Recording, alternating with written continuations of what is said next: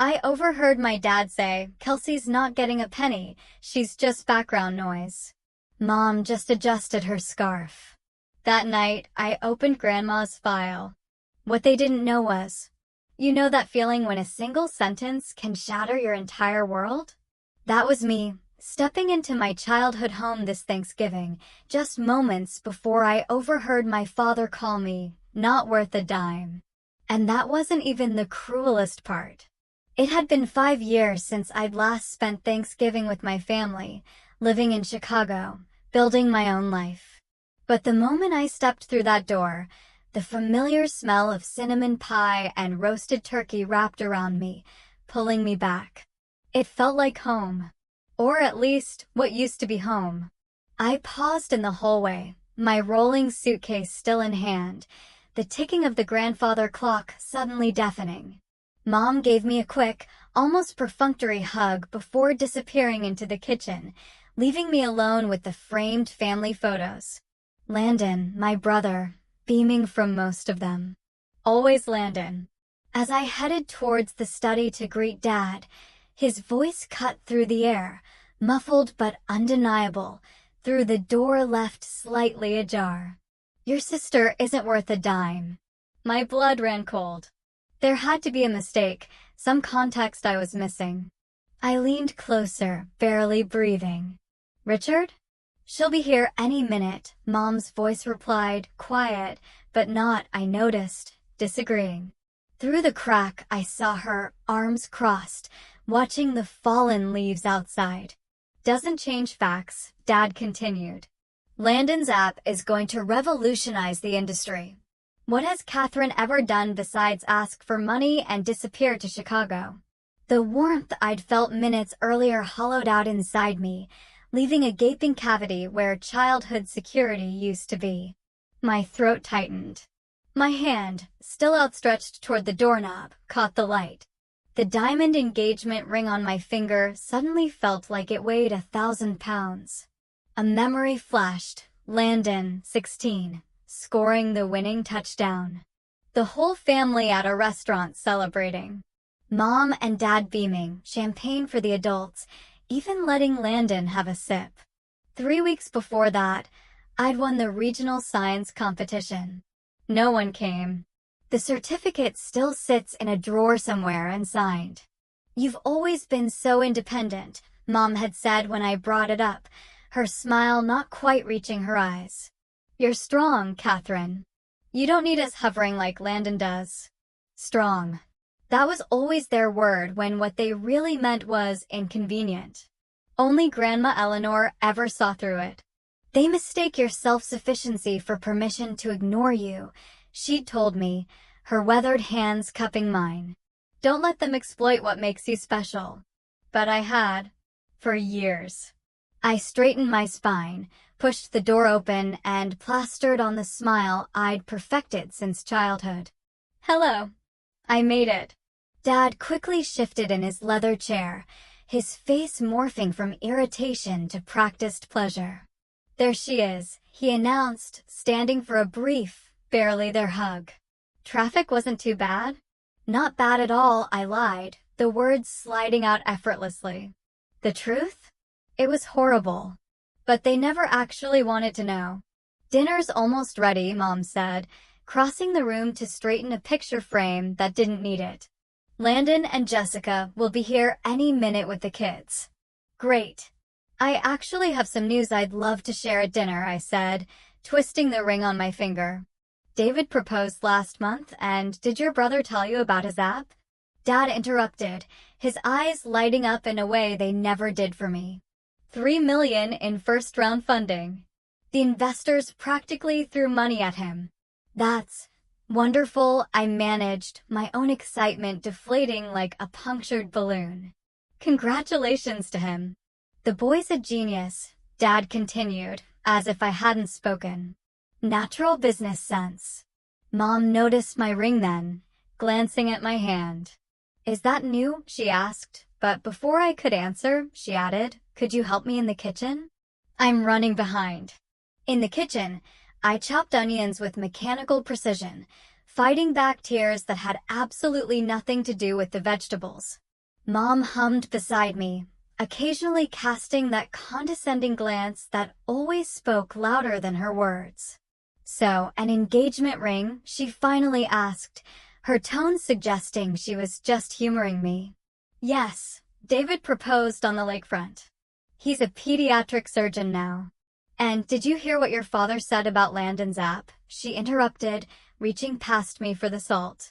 "After all those years of supporting him through his finding himself phase, we always knew he'd make something of himself." The knife in my hand paused mid-chop. The implication hung heavy in the air between us. "Unlike you." Something shifted inside me then, subtle but seismic. A small crack formed in the very foundation of what I had always accepted as normal. The knife resumed its rhythm. But behind my polite nod and appropriate murmurs of interest about Landon's success, a quiet determination began to form.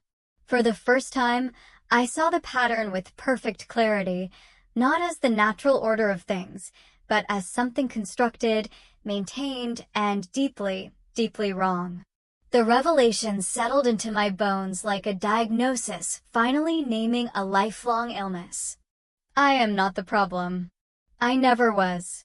And as the doorbell rang, announcing Landon's arrival, I made a silent promise to the little girl who once put away her science trophies to make room for her brother's football participation medals. This ends now. The digital clock on my nightstand flipped to 2:17 a.m. I was staring at the ceiling, sleep a forgotten luxury. Dad's words from earlier replayed like a broken record. "Your sister won't see a penny of what's left from Mom's estate. We've already decided." I couldn't have misheard.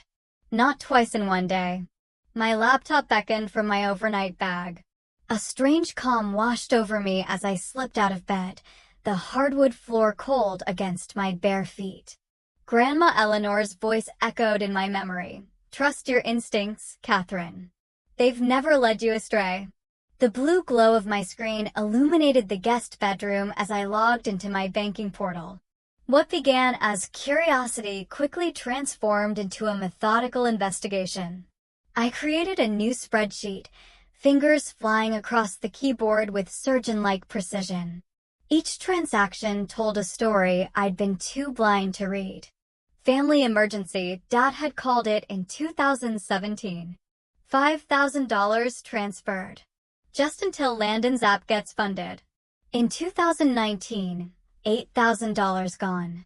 Your mother's medical bills. In 2021, $12,000 vanished. On and on the list grew. Small amounts, large amounts. Always with a promise of repayment that never materialized. Always framed as temporary assistance that somehow became permanent gifts. They mistake your self-sufficiency for permission to exploit you, Grandma had warned. By 4:30 a.m., the evidence was undeniable. $57,600. Over 8 years. My throat tightened as I cross-referenced the dates with my own hardships. The month I ate nothing but ramen to make rent. The year I couldn't afford health insurance. The dental work I postponed for 3 years. But worse discoveries awaited in my email archives. I searched Eleanor estate and found the forwarded documents from after Grandma's death 4 years ago. Insurance paperwork, Dad had called it, rushing me to sign during Thanksgiving dinner prep. Just formalities for releasing the funds. The PDF loaded slowly, each pixel revealing another betrayal. Not insurance forms. Loan guarantees. My signature. Authorizing Dad to borrow against my inheritance portion. $10,500 that should have been mine, now listed as a family allocation. My fingers hovered over the keyboard, trembling not from fear, but from something colder, harder. Clarity. It was crystallizing into resolve. The faces of my betrayers materialized in my mind with perfect clarity. Dad, Richard Prescott. Financial advisor to half of Asheville's elite. Architect of my systematic financial bleeding. Manipulator who turned my independence into a weapon against me. Mom, Margaret, whose carefully cultivated silence enabled every transaction. Her specialty, diverting conversations whenever money arose, ensuring questions remained unasked and unanswered. And Landon, my brother, the golden child, unwitting beneficiary of resources siphoned from my future. Did he know? The question burned briefly, then was extinguished by the mountain of evidence before me. Outside, the first gray light of dawn broke through the curtains. I'd been at this for hours, compiling a 9-page ledger of betrayal spanning nearly a decade. The confusion and hurt that kept me awake had transmuted into something unexpected, cold, implacable clarity. I printed the documents, the printer whirring quietly in the pre-dawn stillness. 3 copies, each highlighting a different aspect of the exploitation. One showing every dollar transferred. One documenting the forged guarantees. One calculating interest on what should have been repaid. My reflection in the darkened window looked different somehow. Shoulders straighter. Jaw firmer. Eyes clear. The emotional appeals ended yesterday. Today begins with evidence. You cannot fight what you cannot name, Grandma Eleanor used to say. Now I'd named it, documented it, quantified it down to the last penny. What they'd stolen went beyond money. My security, compromised by forged documents bearing my signature. My identity as the strong one, weaponized against me. My financial independence, undermined by constant drainage. Most unforgivable, Grandma Eleanor's legacy, her final gift meant to launch my future, redirected through deception to fund Landon's 3rd failed startup attempt. The sun crested the horizon, painting the room in amber light. I placed the documents in 3 folders, color-coded for impact. In 4 hours, the family would gather for breakfast. The perfect backdrop for revelations. I closed my eyes, not to sleep, but to center myself. What happens next will permanently alter every relationship in this house. The daughter they've known compliant, self-sufficient, easily dismissed, she died sometime during the night. Replaced by someone they won't recognize. Someone who finally sees the truth. My fingers traced the neat rows of figures on the printed ledger. Each number a small piece of myself reclaimed. My first victory in a war I didn't know I was fighting until now. Expensive enlightenment, but worth every penny. I placed the folders on the nightstand and lay back, watching the ceiling brighten with morning light. For the first time since arriving, I felt something like peace. The clarity of complete financial accounting had come at a devastating emotional cost, but as Grandma would say, the truth may not set you free, but it sure shows you which locks need picking. Tomorrow, I'll worry about the future. Today is for justice. The morning light filtered through the kitchen blinds, casting parallel bars across the dining table. I'd arranged everything with military precision. For ceramic mugs, a carafe of coffee strong enough to strip paint, and 3 manila folders positioned at exact right angles. Each folder bore a name in black permanent marker: Richard, Margaret, Landon. My handwriting, normally a rushed scrawl, appeared oddly calm on the labels, belying the hurricane in my chest. I checked my watch. 7:28 a.m. The sound of footsteps and morning complaints drifted down from upstairs. They'd be here in moments, stumbling into what they thought was just another family breakfast. My fingers traced the edge of the center folder. 9 pages of financial records. 8 years of calculated exploitation. $57,600 in emergency loans that were never emergencies and never loans. The numbers danced in my vision like an accusation. The stairs creaked. I straightened my spine and poured coffee into each mug with deliberate slowness. Dad entered first, newspaper tucked under his arm, his eyes widening slightly at the sight of me, fully dressed and waiting. "You're up early," he remarked, reaching for his usual chair. I thought we should talk before everyone scatters for the day, I said. My voice sounded foreign to my own ears, flat, unadorned, stripped of the desperate need for approval that had colored it for 31 years. Mom appeared next, her silk robe cinched tightly at the waist, followed by Landon, his hair still mussed from sleep. They took their seats with the casual entitlement of people who had never questioned their place at the table. I waited until they'd each taken a sip of coffee, until they'd settled into the comfort of routine. Then I slid the folders toward them, one for each. "Here's every dollar I sent you," I said, the words falling from my lips like stones. "Every cent taken from Grandma Eleanor's inheritance. Everything." Dad's coffee mug froze halfway to his mouth. "What's this supposed to be?" "Evidence." I tapped the top page in his folder, a spreadsheet with dates, amounts, and alleged purposes highlighted in yellow. 8 years of financial exploitation. $57,600 in transfers to this family. $10,500 stolen from Grandma's inheritance that was meant for me. Mom's face paled beneath her expensive moisturizer. "Catherine, families help each other. That's what families do." Her voice carried that familiar note of righteous dismissal, but it sounded hollow now. "A rusted bell. Is that what you call it?" "Help." I pulled out the forged loan guarantee from Dad's folder. "What about the documents you had me sign, claiming they were insurance forms? The ones that made me guarantor for Landon's business loan." "We gave you opportunities," Mom interjected, leaning forward with the practiced intensity she used to redirect uncomfortable conversations. "We paid for your education. My education was covered by scholarships," I corrected her, "which you know, because you complained about attending the award ceremony."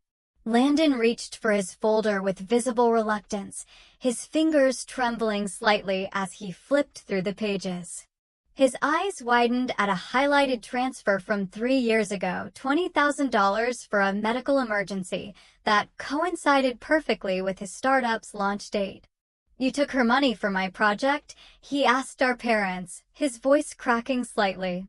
The question hung in the air between them, met with telling silence. Something shifted in the room, then a subtle transfer of power. For the first time, I saw doubt cloud my brother's face as he stared at our parents. The golden sun glimpsed his own tarnished pedestal. "I've spent my life believing I wasn't worth your attention," I continued, my voice steady, despite the emotional turmoil roiling beneath the surface. "But I was worth stealing from, wasn't I?" Dad recovered first, his businessman's composure sliding back into place. "These are family matters, Catherine. Not everything is a balance sheet. Your grandmother would understand." "No." The word rang across the table with quiet authority. "She wouldn't. That's why you waited until after she died to take her money." I pulled a small brass key from my pocket, running my thumb over the word engraved on its bow. "Boundaries." Grandma Eleanor's last gift to me, symbolizing her garden shed where she retreated when family became too much. The place where she taught me that worth isn't measured in approval. "I've canceled all recurring transfers from my accounts to yours," I informed them, pocketing the key again. "My credit files have been frozen to prevent any future attempts at fraud. The bank's fraud department has been notified, with copies of all this documentation." Mom's face contorted with practiced hurt. "You're reporting your own family to the authorities? After everything we've done for you?" "I haven't filed charges," I emphasized the last word, letting it settle between us like a promise. "Yet? But my lawyer has been notified about the identity misuse. He's drawing up papers as we speak." The wall clock ticked loudly in the silence that followed.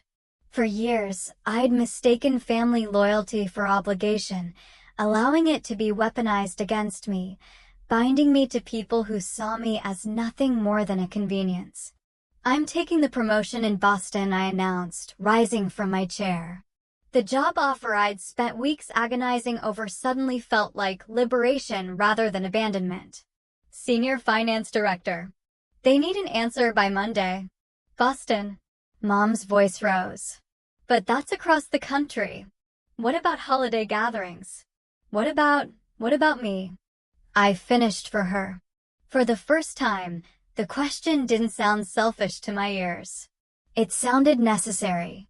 I gathered the empty coffee mugs, stacking them with methodical precision. The evidence stayed on the table. I'd made copies for myself. Let them sit with the paper trail of their betrayal. I have a flight to catch, I said, retrieving my purse from the counter. The 9 pages of evidence were already tucked into my carry-on, their weight somehow lighter than the burden of willful ignorance I'd carried for decades. They remained frozen at the table as I walked toward the door, leaving them in the chaos of their own making. No dramatic exit needed, just the quiet finality of a decision made with clear eyes. The taxi waiting outside would take me to the airport, then to Boston, where a corner office with a harbor view awaited. Senior Finance Director. The title felt right, earned through competence rather than connection. As I closed the front door behind me, I felt Grandma Eleanor's key warm against my skin through my pocket. Boundaries.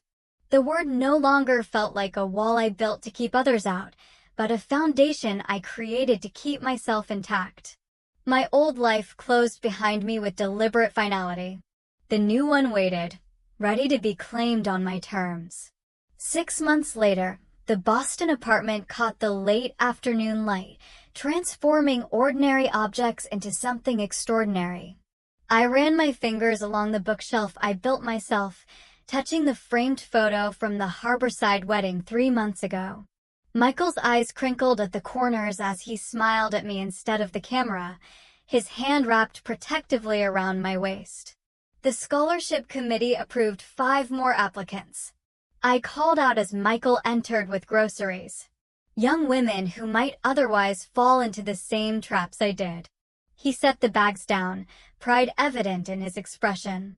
The Eleanor Mayfield Fund, doing exactly what your grandmother would have wanted. The monthly financial self-defense workshop flyer sat on my desk, featuring testimonials from previous participants. Teaching others to recognize the warning signs of exploitation heals something in me with each session. Sometimes I still expect to feel their absence like a wound, I admitted, leaning against the kitchen counter. But it feels more like clarity now.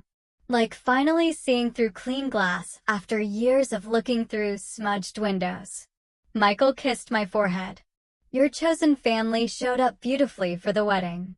I smiled, remembering my colleagues from the finance firm, where I now serve as senior director, my therapist seated discreetly in the back row, the women from my support group cheering loudly as we exchanged vows.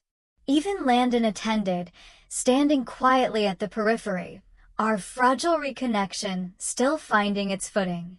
Dr. Patterson says I've made remarkable progress, I said, unpacking vegetables and arranging them by color, a small ritual that grounds me.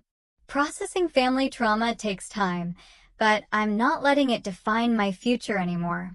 My phone buzzed with a text from Jenna, my newest friend, who knows nothing of my past, but respects my boundaries without question. This relationship, built on mutual respect rather than obligation, feels revolutionary. At my desk, I opened the leather-bound journal where I've documented my healing journey, each entry marking small victories and occasional setbacks. The early pages detailed panic attacks and nightmares. Recent entries celebrate peaceful sleep and genuine laughter. I no longer apologize for my boundaries, I wrote in today's entry. What once felt like weakness, asking for respect, now feels like my greatest strength. The email from Margaret still sits in a folder I rarely open. I saved it not as a tether to the past, but as a reminder of how far I've traveled. Its power to trigger anxiety has diminished with each passing month. 3 scholarship recipients arrived for their mentoring session, eager young faces lighting up when they spotted the refreshments I'd prepared. Teaching them about financial independence and boundary setting transforms my painful past into a purposeful present. My parents always made me feel selfish for saying no, admitted Alicia, the youngest at 19. Your boundaries deserve respect, I told her, remembering my grandmother's words. Family isn't who shares your blood, it's who treats your spirit with dignity. Later, I stood by the Charles River as sunset painted the water gold. Michael's warm hand found mine as we watched sailboats return to harbor. You've built something beautiful from the wreckage, he said softly. Back home, the brass key mounted on our wall caught the last light of day, engraved with boundaries. It represented not what I'd locked away, but what I'd finally allowed myself to open. I end my journal. I wrote the final entry for this chapter of my life. Family isn't who invests in your worth without demanding repayment. It's who sees your value as inherent, immeasurable, and never for sale. Grandmother Eleanor taught me that knowledge is power, dignity is non-negotiable, and boundaries are sacred. In claiming these truths, I finally inherited what matters most, a sense of self no one can exploit or diminish. My worth was never measured in dollars. It was always measured in courage.